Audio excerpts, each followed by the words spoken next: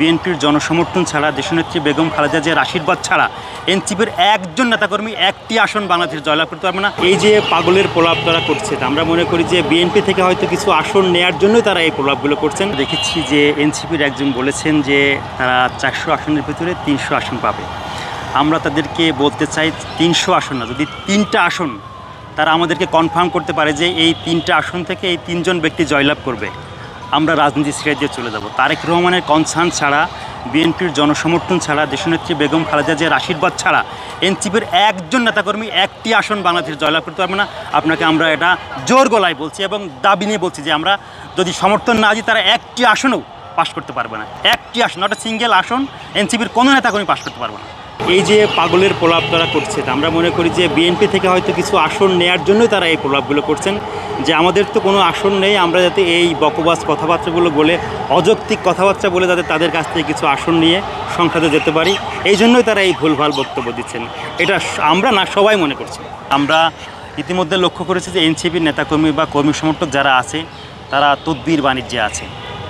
তারা বিভিন্ন মন্ত্রণালয়ে যেয়ে তদবির বাণিজ্য করে বিভিন্ন রকম তাদেরকে যারা উপদেষ্টা যারা আছেন তাদের পিএস থেকে শুরু করে জাতীয় গণমাধ্যম এবং সংবাদপত্রের মাধ্যমে আমরা জানতে পারছি যে তারা হাজার হাজার কোটি টাকার দুর্নীতি করছে। এবং টানা সপ্তমবারের মতো বেস্ট টিস্যু পেপার ব্র্যান্ড হিসেবে স্বীকৃতি পেয়েছে বসুন্ধরা টিস্যু। তাদের নৈতিক অধঃপতন ঘটেছে আমরা মনে করি। জনগণ যে প্রত্যাশা নিয়ে এই তরুণ সমাজের প্রতি আশা রেখেছিল, আমরা মনে করি সেই আশা এবং প্রত্যাশা তারা রাখতে ব্যর্থ হয়েছে।